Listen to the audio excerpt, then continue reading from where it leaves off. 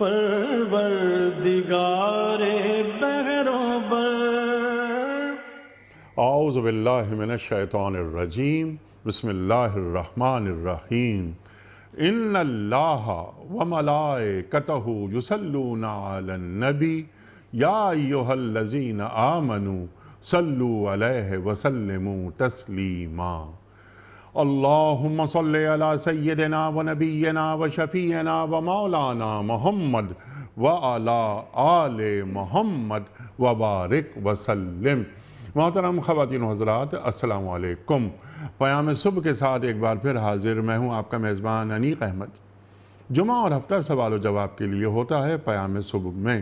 پیر منگل بدھ اور جمعرات کو قرآن کریم کے مختلف آیات پر ہم اپنے معزز علماء سے سیکھتے ہیں۔ جمعہ اور ہفتہ سوال جواب کے لیے ہم نے کیوں رکھا ہوا ہے؟ اس لیے کہ ہماری خاص طور پر نوجوان نسل اپنے ذہنوں میں کچھ سوالات رکھتی ہے، ان کے شافی جوابات دینے کے لیے تشریف لاتے ہیں ہمارے ملک کے ایک ممتاز مفتی صاحب۔ خواتین و حضرات، کوئی کنفیوژن، کوئی گتھی ایسا نہ ہو ذہن میں پلتی رہے اور طرح طرح کے خیالات ذہن میں آتے رہیں۔ ہمارا دین دین مکمل ہے، ہمارے دین کے پاس ہر مسئلے کا حل موجود ہے۔ تو جمعہ اور ہفتہ 2 دن سوال و جواب کے لیے ہوتے ہیں۔ خواتین و حضرات، آج کے ہمارے معزز مہمان محترم مفتی منیب الرحمان صاحب۔ مفتی منیب الرحمان صاحب ہمارے ملک کا ایک جانا مانا نام، مقبول اور محبوب نام۔ خواتین و حضرات، روزنامہ دنیا کے کالم نگار، لاتعداد کتابوں کے مصنف۔ مفتی منیب الرحمان صاحب کو خوش آمدید کہتے ہوئے پروگرام کا آغاز اللہ تعالیٰ کے بابرکت نام سے سورہ صف اور آیات 2 اور 3۔ اعوذ باللہ من الشیطان الرجیم، بسم اللہ الرحمن الرحیم۔ یا ایہا الذین آمنوا لم تقولون ما لا تفعلون، کبر مقتا عند اللہ ان تقولوا ما لا تفعلون، صدق اللہ العظیم۔ سورہ صف آیات 2 اور 3۔ اے لوگوں جو ایمان لائے ہو، تم کیوں وہ بات کہتے ہو جو کرتے نہیں ہو؟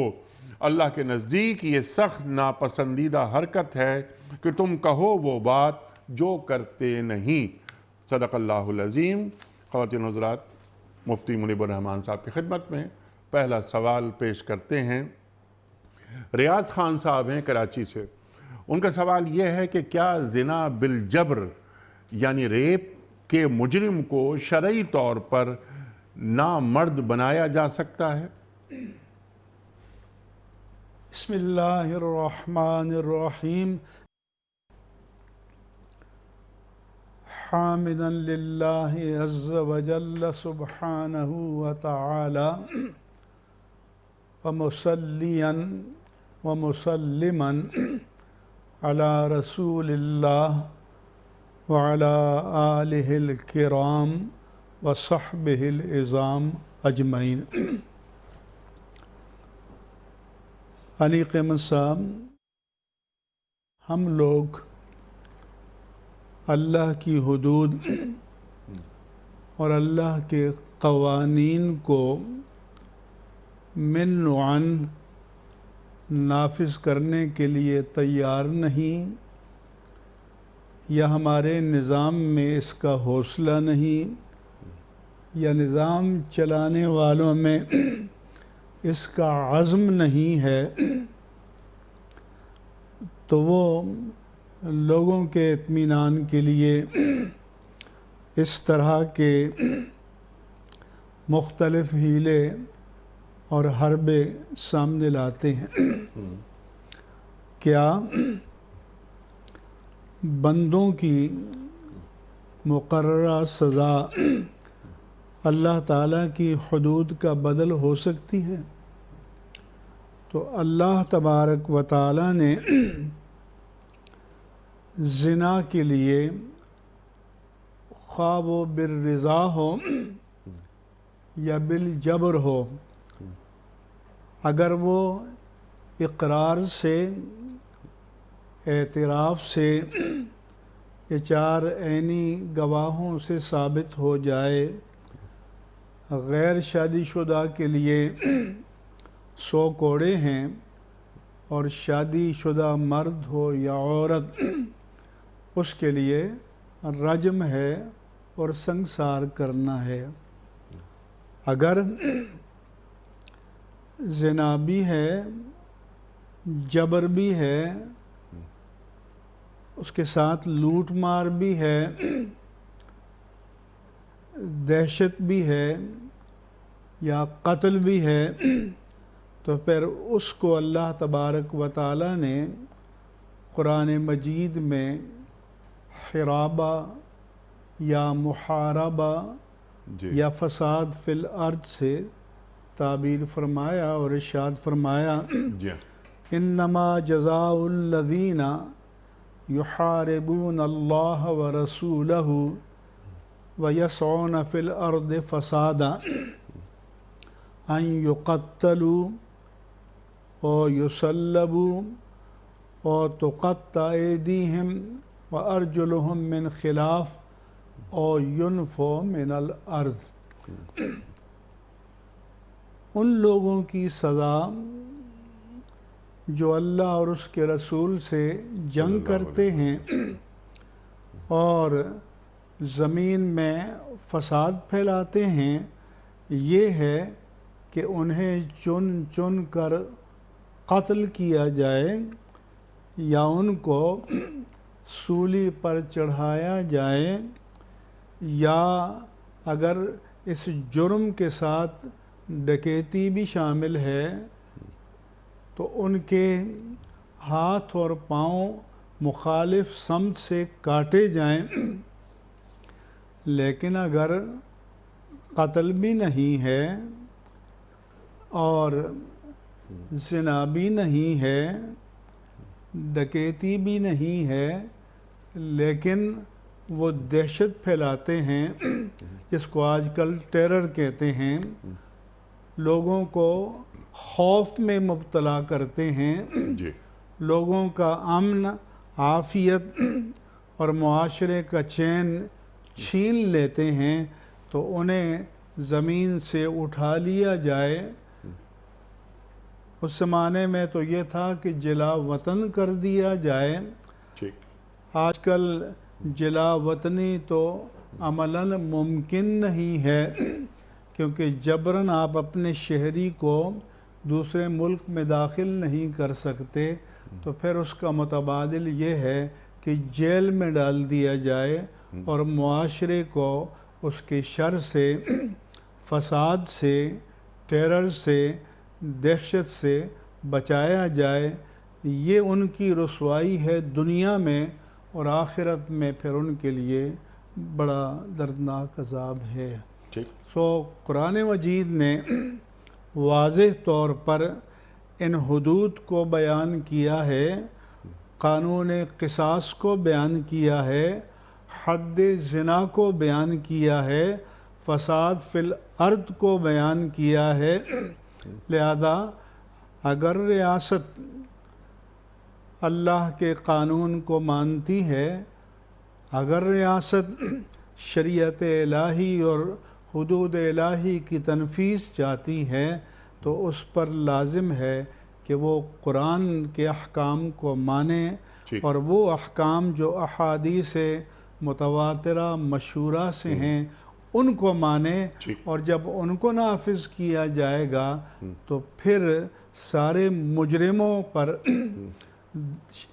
دہشت طاری ہوگی نظام کی، نظام جزا و سزا کی، اور پھر معاشرے کو امن ملے گا، عافیت ملے گی، سلامتی ملے گی۔ یہ جو سزا انہوں نے تجویز کی ہے، اس کا قرآن، حدیث اور فقہ اسلامی میں کہیں ذکر نہیں ہے۔ کہیں ذکر نہیں ہے، کہ دواؤں کے ذریعے کسی بھی ریپ کے مجرم کو، زنا بالجبر کے مجرم کو دواؤں سے شرعی طور پر نامرد نہیں بنایا جا سکتا۔ یہ حدود الہی سے کی تنفیذ سے گریز کا ایک راستہ ہے یہ۔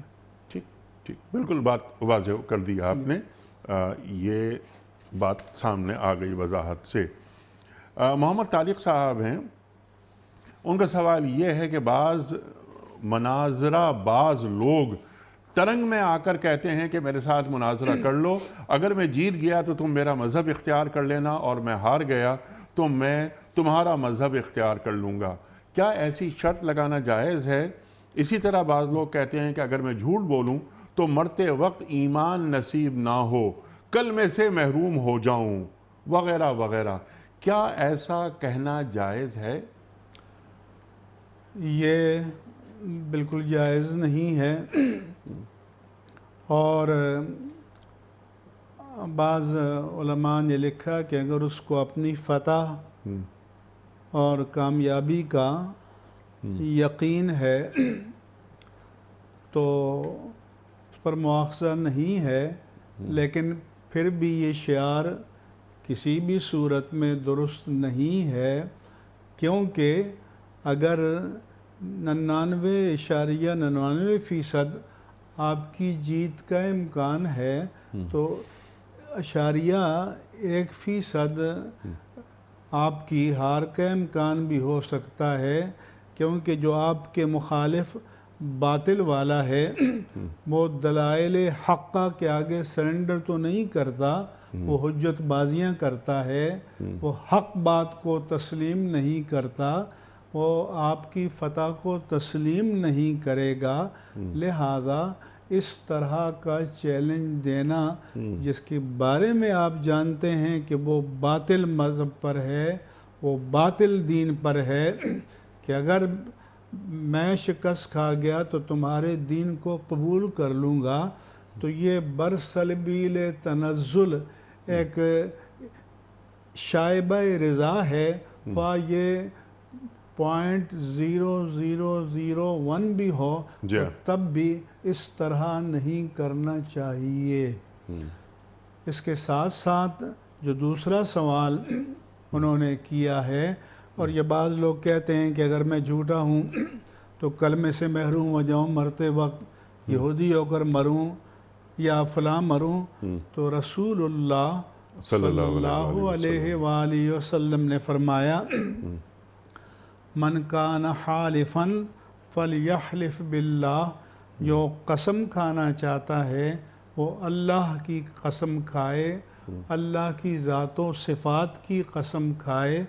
اور حدیث پاک میں یہ بھی فرمایا کہ من حلف بملت غیر الاسلام کاذبا متعمدا فہو کما کان کما قال، کہ جو جانتا ہے کہ وہ جھوٹ پر ہے اور جانتا ہے کہ جھوٹی قسم کھا رہا ہے، اور پھر بھی قسم کھاتا ہے کہ میں جھوٹا ہوں تو میں یہودی ہو کر مروں، یا میں کلمے سے محروم ہو جاؤں، یا میں فلاں ہو جاؤں، تو اللہ کے رسول نے فرمایا کہ اگر وہ جان بوجھ کر ایسا کرتا ہے تو وہ ویسے ہی ہوگا جیسا اس نے کہا۔ اور ایک حدیث پاک میں رسول اللہ صلی اللہ علیہ وآلہ وسلم نے فرمایا کہ اگر کسی نے یوں قسم کھائی کہ اگر میں جھوٹا ہوں فإنی بریء من الاسلام، تو میں اسلام سے بری ہوں، تو اللہ کے رسول صلی اللہ علیہ وآلہ وسلم نے فرمایا کہ اگر وہ قسم میں حانس ہو جاتا ہے، اگر وہ قسم پر پورا نہیں اترتا تو وہ ویسا ہی ہے کہ جیسے اس نے کہا، لیکن اگر وہ قسم پر پورا بھی اترتا ہے تو وہ اسلام کی طرف سالم نہیں پلٹے گا۔ کیوں؟ کہ آپ اس طرح کی قسم کھا کر کسی ادنا درجے میں بھی ترک اسلام یا اسلام سے برات کے کے امکان کو تسلیم کرتے ہیں تو مومن کے لیے یہ جائز نہیں، مومن کے لیے یہ روا نہیں ہے۔ لہذا ہمیں جب قسم، پہلی بات تو یہ ہے کہ ماضی میں ہونے والے کسی واقعے کے بارے میں اگر ہم جان بوجھ کر جھوٹی قسم کھائیں کہ یہ واقعہ ایسا ہوا تھا، حالانکہ ہم جانتے ہیں کہ ایسا نہیں ہوا تھا، تو اس کو یمین غموس کہتے ہیں۔ اور غمس کے معنی ہے کہ دریا میں غوطے لگانا، یعنی جان بوجھ کر ماضی کے کسی واقعے کے بارے میں یا کسی قول کے بارے میں جھوٹی قسم کھانا گویا گناہوں کے سمندر میں ڈوب جانا ہے۔ ایسی قسم کے بارے میں بعض اوقات لوگ پوچھتے ہیں کہ اس کا کفارہ کیا ہے؟ اس کا کوئی کفارہ نہیں سوائے اس کے کہ آپ اللہ کی بارگاہ میں نادم ہوں، شرمسار ہوں، شرمندہ ہوں اور توبہ کریں، اور بار بار توبہ کریں اور صدق کے دل سے توبہ کریں۔ کیوں کہ ہم قسم کھانے کے معنی یہ ہیں کہ ہم اللہ کی ذات کو اپنے اس قول اور فعل پر گواہ بنا رہے ہیں۔ تو اگر آپ کسی موقر، معزز، رسپیکٹیبل، آنریبل، باوقار شخص سے یہ کہیں کہ میں جھوٹی قسم کھانے جا رہا ہوں، آپ میرے حق میں گواہی دے دینا، تو وہ چھوڑتے ہی کہے گا کہ میری عزت نفس، میرا وقار، میری غیرت نفس اس بات کی ہرگز اجازت نہیں دیتی۔ تو بھلا سوچو تو صحیح کہ ایک باحمیت انسان کی غیرت اور مومن کی غیرت اس بات کی اجازت نہیں دیتی کہ اس کو جھوٹ پر گواہ بنایا جائے، تو اللہ کی غیرت کیسے برداشت کر لے گی؟ لہذا لوگوں کو اس بات سے اللہ تعالیٰ کی پناہ مانگنی چاہیے۔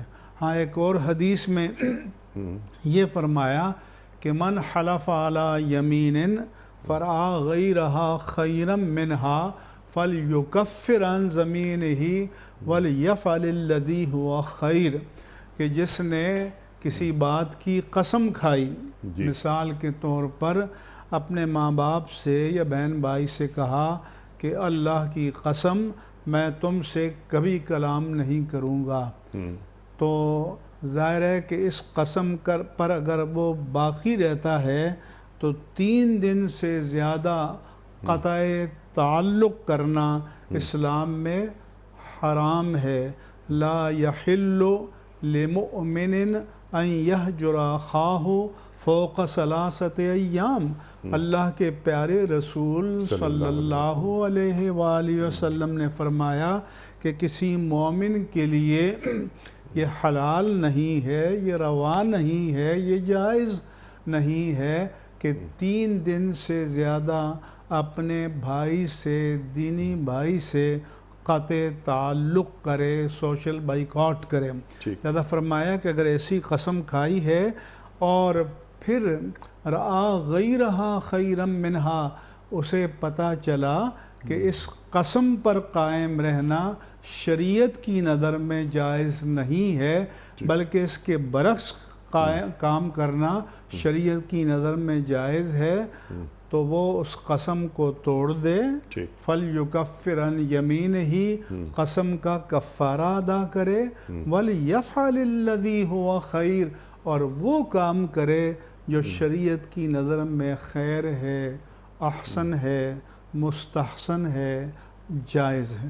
کفارہ ذرا واضح کر دیجئے۔ کفارہ آنے والی قسم کے آئندہ کے لیے اگر ہم نے کہا کہ فرمایا کہ لا یؤاخذکم اللہ باللغو فی ایمانکم ولکن یؤاخذکم بما عقدتم الایمان، اللہ تبارک و تعالی غیر ارادی قسموں پر تو تمہارا مواخذہ نہیں فرماتا، لیکن جو قسم تم انٹینشنلی، ارادتاً منعقد کرتے ہو اور بعد میں اس کو توڑ دیتے ہو، تو اس کا کفارہ یہ ہے کہ اطعام و عشرت مساکین من اوسط ما تطعمون اہلیکم، اپنے اوسط معیار کے مطابق 10 مسکینوں کو 2 وقت کھانا کھلاؤ، اور کسوتہم، یا اپنے اوسط معیار کے مطابق 10 مسکینوں کو لباس فراہم کرو، اور وَمَن لَّمْ يَسْتَطِع، جو یہ نہ کر سکے، فَصِيَامُ ثَلَاثَةِ أَيَّامٍ، تو وہ 3 دن کے روزے رکھے۔ ذَلِكَ كَفَّارَةُ أَيْمَانِكُمْ إِذَا حَلَفْتُمْ، جب تم قسم کھا لو اور اس کو توڑ دو، پورا نہ کر سکو، حانث ہو جاؤ، تو یہ تمہاری قسم کا کفارہ ہے۔ اور وَاحْفَظُوا أَيْمَانَكُمْ، اللہ تعالیٰ تمہیں مشورہ دیتا ہے کہ اگر تم نے قسم کھا لی ہے اور قسم پر قائم رہنا شریعت کی نظر میں ناپسندیدہ نہیں ہے، تو تمہیں چاہیے کہ اپنی قسموں کی حفاظت کرو۔ سبحان اللہ، سبحان اللہ، کلیئر ہو گئی بات، بالتفصیل آپ نے بیان فرما دیا۔ محمد ارسلان صاحب کا سوال ہے، 2 سوالات ہیں ان کے۔ پہلا سوال یہ ہے کہ کیا حیوانات بھی ناطق ہیں؟ انیق احمد صاحب، ہمارے ہاں جو فلسفیانہ اصطلاح ہے یا مناطقہ نے کہا ہے کہ انسان حیوان ناطق ہے، ٹھیک، اور اس کا اگر ہم انگریزی میں اس کو ٹرانسلیٹ کرنا چاہیں تو ہم کہہ سکتے ہیں کہ ریشنل اینیمل، کہ تعقل والا حیوان ہے انسان۔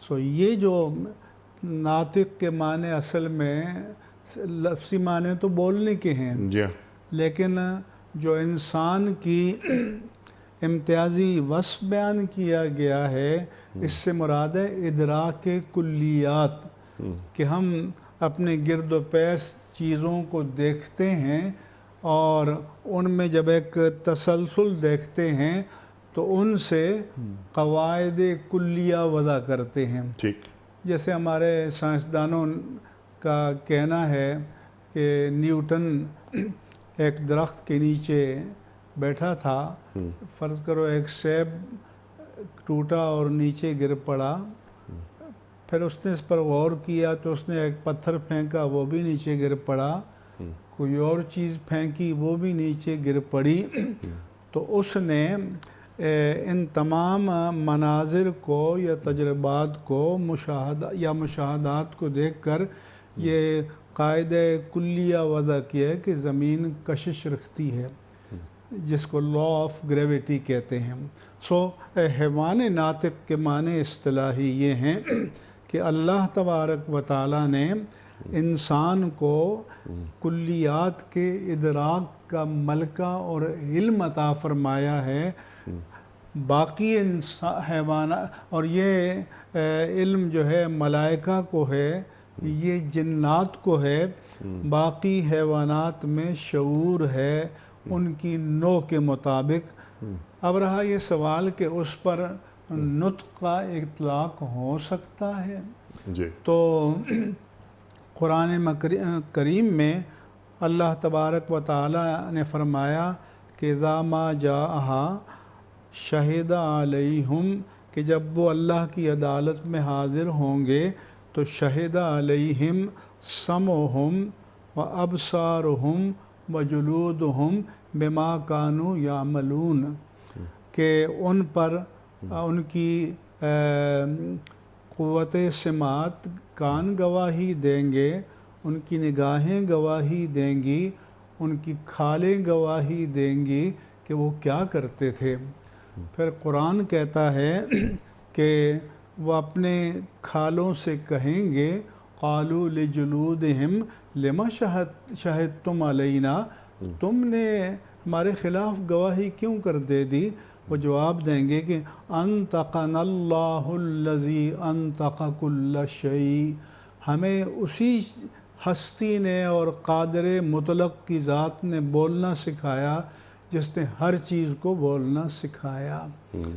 اسی طرح سے قرآن پاک میں ہے کہ الم ترى अन्न अल्लाह युसब्बिहु लहु मन फिस समावाति वल अर्द वत्तैरु साफ़ात। क्या तुमने देखा नहीं कि आसमानों और ज़मीनों में जो कोई भी है वो अल्लाह की तस्बीह बयान करती है, और वत्तैरु साफ़ात, और परिंदे जब सफ़ बस्ता उड़ते हैं तो वो भी अल्लाह की तस्बीह बयान करते हैं। कुल्लुन क़द अलिम सलातहु व तस्बीहह, और हर एक ने अपनी इबादत का जो भी उसके लिए अल्लाह ने शिआर तरीक़ा मुकर्रर किया उसको जान लिया और उसकी तस्बीह को बयान कर दिया। इसी तरह से कुरान मजीद में दूसरे मकाम पर है कि व इम मिन शैइन इल्ला युसब्बिहु बिहम्दिही वलाकिन ला तफ़क़हून तस्बीहहुम, कि जो भी कोई चीज़ है वो अल्लाह की तस्बीह बयान करती है लेकिन तुम उसकी तस्बीह को समझते नहीं हो। फरमाया कि अल यौम नख्तिमु अला अफ़वाहिहिम व तुकल्लिमुना ऐदीहिम व तशहदु अर्जुलुहुम बिमा कानू यक्सिबून।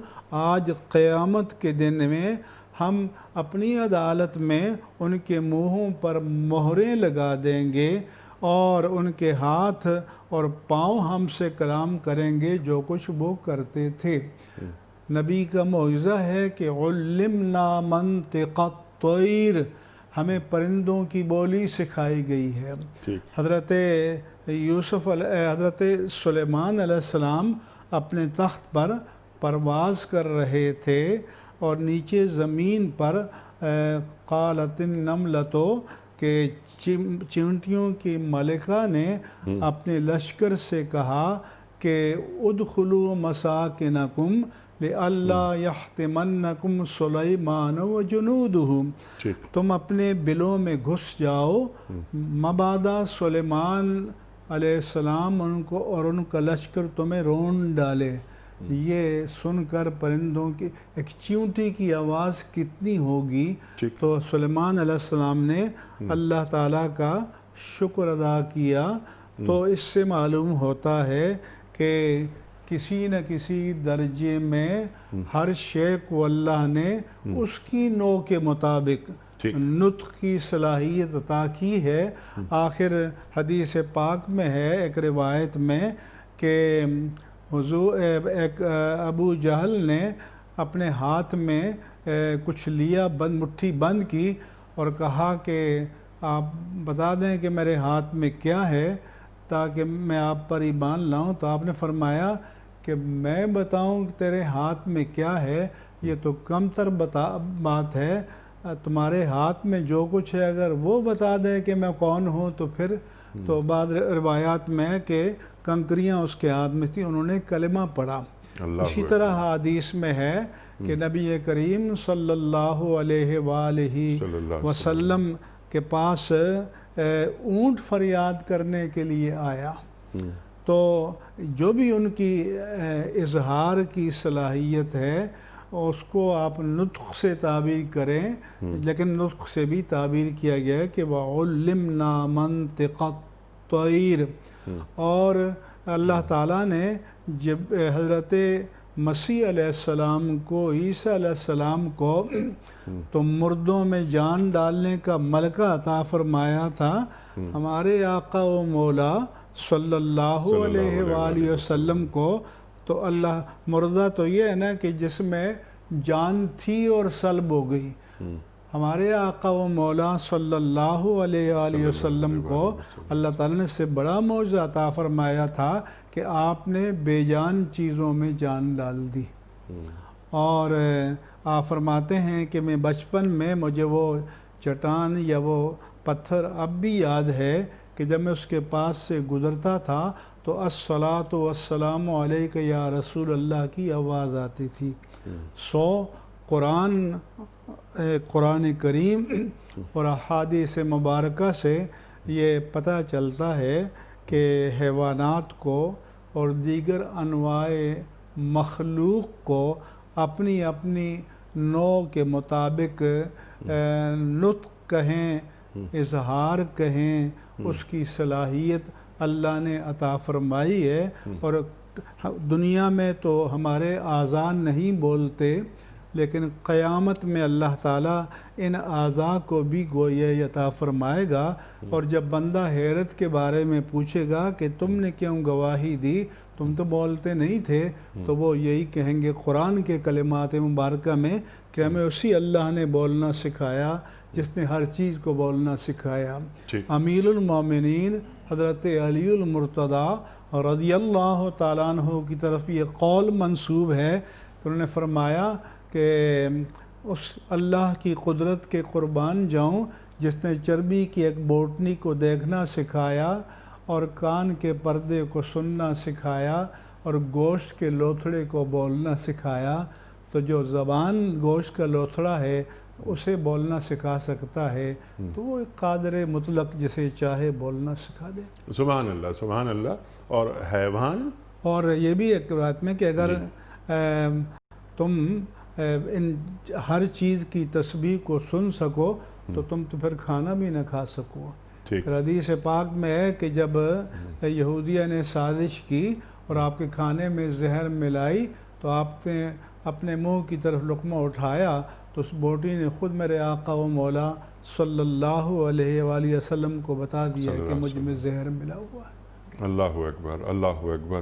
تو اللہ تعالیٰ نے ان حیوانوں میں بولنے کی صلاحیت رکھی ہے، ان کی نوع کے مطابق، ان کی صنف کے مطابق۔ یہ ضروری نہیں ہے کہ ہمارے جیسا کلام کریں یا ان کلمات کو استعمال کریں، لیکن سلیمان علیہ السلام ان کی بولیاں جانتے تھے، اس لیے وہ ہدہد سے بھی انہوں نے مکالمہ کیا۔ ٹھیک ہے مفتی صاحب، اگلا سوال اس سے پہلے کہ ہم رکھیں آپ کی خدمت میں ویڈیو کوئسچنز، یہ انہی کا ارسلان صاحب کا ایک اور سوال ہے کہ کیا ستارے انسان کی تقدیر پر اثر انداز ہوتے ہیں؟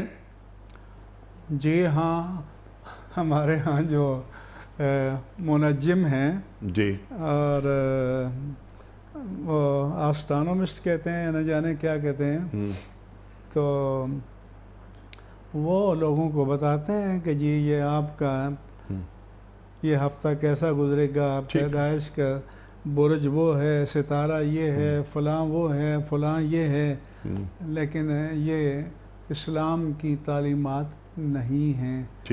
اسلام کی تعلیمات یہ ہیں کہ ہماری تقدیر کا مالک اللہ تبارک و تعالی ہے، وَالْقَدْرِ خَيْرِهِ وَشَرِّهِ مِنَ اللَّهِ تعالی، تقدیر اچھی ہو یا بری ہو اللہ تبارک و تعالی کی طرف سے ہوتی ہے، لہذا ستارے انسان کی تقدیر پر اثر انداز نہیں ہوتے۔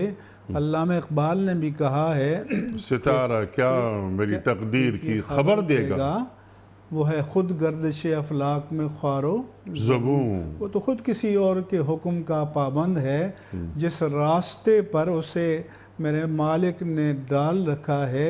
لَلشَّمْسُ وَالشَّمْسُ وَالْقَمَرُ بِحُسْبَانٍ، سورج اور چاند اللہ تعالیٰ کے ایک لگے بندے ضابطے اور نظام کے مطابق چل رہے ہیں۔ لَلشَّمْسُ يَنبَغِي لَهَا أَن تُدْرِكَ الْقَمَرَ وَلَا اللَّيْلُ سَابِقُ النَّهَارِ، نہ سورج کی مجال ہے کہ وہ جاتے جاتے چاند سے جا ٹکرائے، نہ رات دن سے پہلے آ سکتی ہے۔ ذَلِكَ تَقْدِيرُ الْعَزِيزِ الْعَلِيمِ، یہ مقرر کیا ہوا نظام ہے اس اللہ کا جو غالب ہے اور علم والا ہے۔ حدیث پاک میں آتا ہے کہ حدیبیہ کے مقام پر صحابہ کرام رات کو سوئے، صبح جب صحابہ کرام اٹھے، تاجدار ختم نبوت، تاجدار کائنات، سید المرسلین، رحمت للعالمین، سیدنا محمد الرسول اللہ صلی اللہ علیہ وآلہ وسلم اٹھے، آپ نے فجر کی نماز پڑھائی، فلما صلی معہم فانصرفا، لوگوں الیہم، صحابہ کی طرف متوجہ ہوئے، آپ نے فرمایا کہ تمہیں پتہ ہے کہ آج اللہ نے کیا فرمایا؟ صحابہ کرام نے عرض کیا یا رسول اللہ صلی اللہ علیہ وسلم، ہمیں تو معلوم نہیں ہے، آپ ہی بتائیے۔ تو آپ صلی اللہ علیہ وآلہ وسلم نے فرمایا کہ اللہ فرمایا کہ اصبح عبادی مؤمن بی و کافر، میرے بندوں میں سے بعض مجھ پر نے اس حال میں صبح کی کہ مجھ پر ایمان لانے والے ہوئے، اور کچھ نے اس حال میں صبح کی کہ میرا انکار کرنے والے ہوئے۔ ٹھیک، آپ نے فرمایا کہ فمن قال مطرنا بفضل اللہ و رحمتہ فہو مؤمن بی و کافر بالکواکب، جس نے رات کو بارش برسی تھی تو جس نے یہ کہا کہ آج شب اللہ کے فضل اور اس کی رحمت سے ہم پر باران رحمت نازل ہوئی، تو وہ اللہ فرماتا ہے کہ مجھ پر ایمان لانے والا ہے اور ستاروں کی تاثیر کا انکار کرنے والا ہے۔ اور ومن قال مطرنا بنوع کذا و کذا، اور جس نے یہ کہا کہ فلاں ستارہ فلاں جگہ سے طلوع ہوا اور اس کی وجہ سے آج رات ہم پر بارش ہوئی، تو وہ مؤمن بالکواکب و کافر بھی، وہ کافروں کی تاثیر پر یقین رکھنے والا ہے اور میری قدرت کا انکار کرنے والا ہے۔ یہاں اس کائنات میں سبب اور مسبب، کاز اینڈ ایفیکٹ کا ایک نظام قدرت کا موجود ہے۔ ہماری نگاہوں کے سامنے اسباب کا ظہور ہوتا ہے اور اس کے نتائج ہمارے سامنے آتے ہیں، لیکن مومن کا ایمان اور عقیدہ یہ ہے کہ اسباب میں تاثیر ہوتی ہے، لیکن تب جب اللہ تعالیٰ کی مشیت ہوتی ہے، اور جب اللہ تعالیٰ کی مشیت نہیں ہوتی تو اسباب موجود ہوتے ہیں لیکن تاثیر نہیں ہوتی۔ مثال کے طور پر دوا ہے، دوا موجود ہے، ڈاکٹر موجود ہے، مریض کو تجویز کرتا ہے، تشخیص کرتا ہے، مریض دوا کو استعمال کرتا ہے، لیکن جہاں اللہ کی مشیت ہوتی ہے دوا مؤثر ہو جاتی ہے، مریض کو شفا ملتی ہے، اور جہاں اللہ کی مشیت نہیں ہوتی دوا مؤثر نہیں ہوتی، مریض کو شفا نہیں ملتی۔ لہذا اصل مؤثر بذات اللہ عز و جل سبحانہ و تعالیٰ کی قدرت ہے، باقی یہ اسباب اور مسبب کا تانا بانا ہے جو ہمارے سامنے ہے۔ ان سے تجربات حاصل کرنا، ان کے مطابق پیشگوئی کرنا، اس میں تو حرج نہیں، لیکن ان کی تاثیر ذاتی پر یقین رکھنا یہ مومن کا شعار نہیں ہو سکتا، بلکہ یہ خلاف دین ہے۔ بالکل ٹھیک ہے مفتی صاحب، بالکل کلیئر۔ اپنا تعلق اللہ سے بالکل سیدھا رکھا جائے، اپنا رخ اللہ کی جانب بالکل سیدھا صاف۔ یہ کیا ہاتھ کی لکیریں، حنیفہ، جی ہاں، سبحان اللہ سبحان اللہ، اللہ اکبر۔ اچھا، کچھ ویڈیو کوئسچنز رکھ لیتے ہیں۔ پہلا سوال مفتی صاحب کی خدمت میں۔ پروردگار بحروں پر۔ السلام علیکم مفتی صاحب، میرا سوال یہ ہے کہ عالم دین اپنا نکاح خود پڑھا سکتا ہے؟ پروردگار بحروں پر۔ کیا عالم دین اپنا نکاح خود پڑھا سکتا ہے؟ میرے عزیز، عالم دین بھی اپنا نکاح پڑھا سکتا ہے اور آپ بھی اپنا نکاح پڑھا سکتے ہیں۔ ٹھیک، نکاح تو ایجاب و قبول کا نام ہے، ٹھیک، اور خطبہ مسنونہ یہ سنت رسول اللہ صلی اللہ علیہ وآلہ وسلم ہے۔ لہذا اگر دو گواہوں کی موجودگی میں ایک عاقل و بالغ لڑکا اور ایک عاقلہ و بالغہ لڑکی ہے، اور وہ لڑکا اس سے کہتا ہے کہ اے فلانا یا اے فلانا بنت فلاں، میں نے بالفرض کہ 5000 مہر کے عوض تمہیں اپنے نکاح میں لیا، کیا تمہیں قبول ہے؟ ٹھیک، یہ کہنا یہ پروپوزل یا ایجاب کہلاتا ہے، اور وہ جواب میں کہے کہ ہاں یہ اتنے مہر کے عوض آپ سے نکاح کی پیشکش مجھے قبول ہے، یہ ایکسیپٹنس کہلاتا ہے، یہ نکاح منعقد ہو جاتا ہے۔ ٹھیک ہے، لیکن اگر یہی خلوت میں کہیں گے تو نکاح منعقد نہیں ہوگا۔ نکاحوں کے لیے 2 گواہوں کا ہونا شرط ہے، ٹھیک، اور مسجد میں اور مجلس میں نکاح کا منعقد کیا جانا یہ تاجدار کائنات، تاجدار ختم نبوت، سید المرسلین، رحمت للعالمین، سیدنا محمد الرسول اللہ صلی اللہ علیہ وآلہ وسلم کی سنت مبارکہ ہے۔ تو ہمیں اس سنت پر عمل کرنا چاہیے، مجلس میں نکاح کرنا چاہیے، اور خطبہ مسنونہ بھی برکت کے لیے ہونی چاہیے، دعا بھی برکت کے لیے کرنی چاہیے۔ اور مجلس کا فائدہ یہ ہے کہ پبلکلی معلوم ہو جائے گا کہ یہ دونوں میاں بیوی ہیں، کل کہیں اکٹھے بیٹھے نظر آئیں گے، اکٹھے چلتے ہوئے نظر آئیں گے تو کوئی انگلی نہیں اٹھائے گا، کوئی شبہ نہیں کرے گا۔ ایک حدیث پاک میں ہے کہ سید المرسلین صلی اللہ علیہ وآلہ وسلم مسجد سے نکلے اور آپ کی زوجہ مطہرہ رضی اللہ عنہ آپ کے ساتھ تھیں، کچھ دیر چلے اور ایک آدمی وہاں سے گزر رہا تھا، آپ نے اس کو بلایا اور فرمایا کہ یہ میری بیوی ہے۔ مطلب یہ ہے کہ مومن کو اپنا کردار اس طرح آئینے کی طرح صاف اور شفاف رکھنا چاہیے کہ کسی کو اس کے بارے میں کبھی شبہ بھی نہ ہو، اور نکاح کا مجلس میں ہونا اور گواہوں کی موجودگی میں ہونا یہ اس لیے شریعت نے اس کو ہمارے لیے لازم قرار دیا ہے تاکہ مومن کا کردار آئینے کی طرح طیب و طاہر رہے اور کسی کو اس کے کردار کے بارے میں کوئی شائبہ نہ رہے۔ سبحان اللہ، سبحان اللہ۔ آپ نے فرمایا کہ ایک عالم دین تو کجا، ایک عام آدمی بھی اپنا نکاح خود پڑھا سکتا ہے۔ عالم دین تو یہ ہے نا کہ وہ خطبہ خود پڑھ لے گا، جی ہاں، تو سنت بھی ادا ہو جائے گی، ٹھیک ہے، ایجاب و قبول بھی براہ راست ہو سکتا ہے، کوئی مسئلہ نہیں ہے۔ لیکن مجلس میں منعقد ہونا، خطبہ پڑھنا سنت، مجلس میں منعقد ہونا یہ سنت مصطفیٰ ہے صلی اللہ علیہ وسلم، اور مسجد میں ہونا یہ اللہ کے رسول کی سنت ہے۔ سبحان اللہ، سبحان اللہ۔ اگلا سوال مفتی صاحب کے لیے۔ پروردگار بحروں بر۔ السلام علیکم مفتی صاحب، میرا نام محمد حسیب خان ہے۔ میرا سوال یہ ہے کہ جو عورتیں یا جو بیویاں اپنے شوہر کا حکم نہیں مانتی ان کے بارے میں کیا حکم ہے؟ پروردگار بحروں بر۔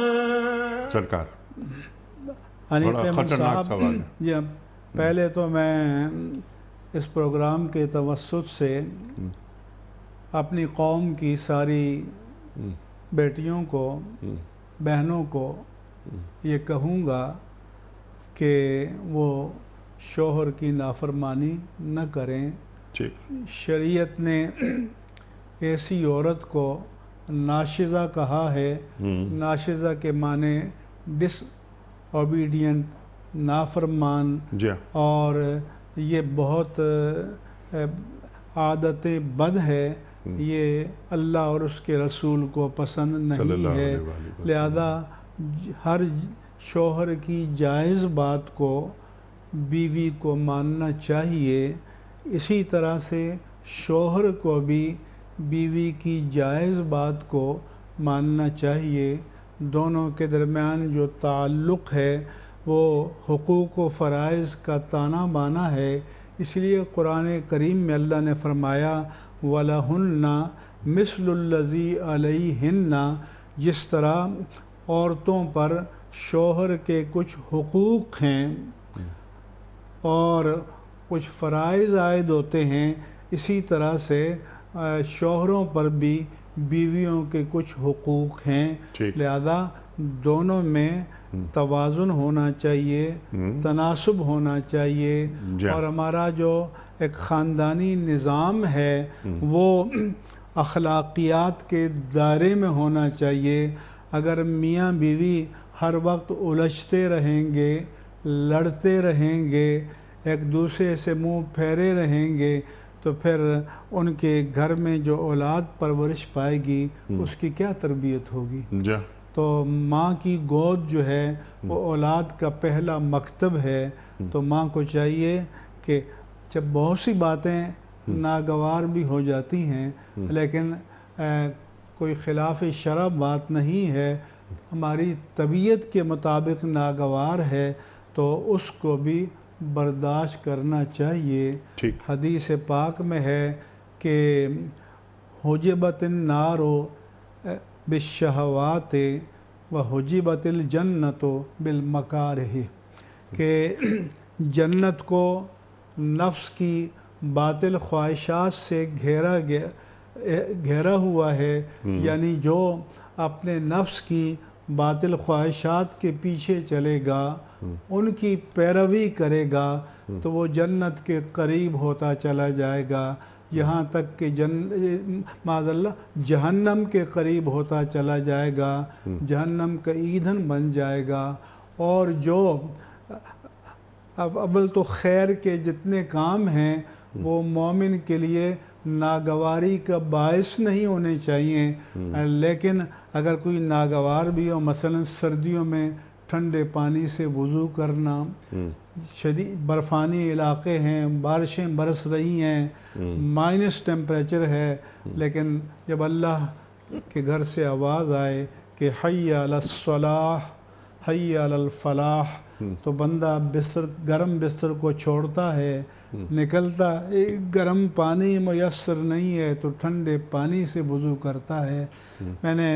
ہم جب قزاقستان کا سفر کر رہے تھے تو ایک صاحب نے بیان کیا کہ ابن سینا بہت بڑے حکیم اور دانا تھے، تو اور قزاقستان میں -40 ٹیمپریچر ہوتا ہے. ابن سینا کو اس کے کسی شاگرد نے کہا کہ آپ تو اتنے مرد دانا ہیں، حکیم ہیں، فیلسوف ہیں، فلسفی ہیں، آپ تو اگر نبوت کا دعویٰ کریں تو لوگ اس پر کو بھی مان لیں گے. اس نے کہا بیٹا ایسا نہیں ہو سکتا. جب رات کا پچھلا پہر آیا، تہجد کا وقت آیا، فجر کا، اور اذان کی مسجد کے منار سے اذان کی آواز آئی، اس نے اسی شاگرد سے کہا کہ بیٹا ذرا اٹھ کر پانی تو لے آؤ. اس نے کہا شیخ اس سردی میں بستر سے نکلا نہیں جاتا.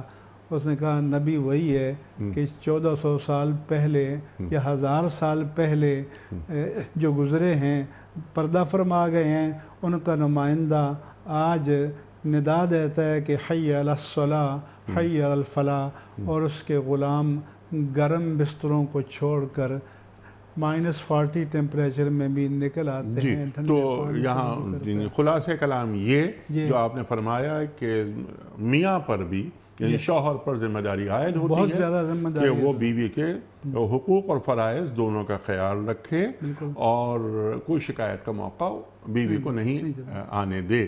اور بیوی کے لیے بھی اسی طرح لازم ہے بیوی پر کہ وہ بیوی شوہر کے حقوق و فرائض کا خیال رکھے. دونوں مزاج کے خلاف کوئی بات ہے لیکن شریعت کے خلاف نہیں ہے، تو اس کو بھی کسی نہ کسی درجے میں گوارا کر سبحان اللہ سبحان اللہ. مزاج کے خلاف اور شریعت کے خلاف.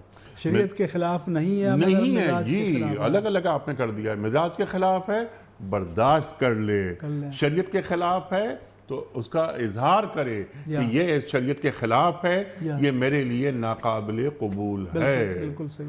ٹھیک ہے مفتی صاحب، آپ کا بہت شکریہ، آپ تشریف لائے. وقت یہاں مکمل ہوا ہمارے پروگرام کا. محترم خواتین و حضرات، جمعہ اور ہفتہ 2 دن سوال و جواب کے لیے ہوتے ہیں.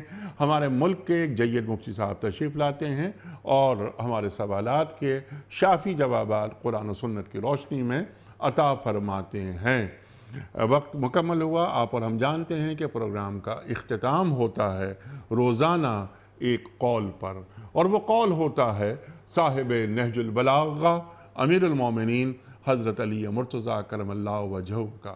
آپ فرماتے ہیں کہ مومنوں کی فراست سے ڈرو کہ خدا نے ان کی زبانوں پر حق رکھ دیا ہے. مومنوں کی فراست سے ڈرو کہ خدا نے ان کی زبانوں پر حق رکھ دیا ہے۔ سبحان اللہ سبحان اللہ۔ اپنے میزبان انیق احمد کو کل تک کے لیے اجازت دیجیے۔ خدا حافظ۔ پروردگار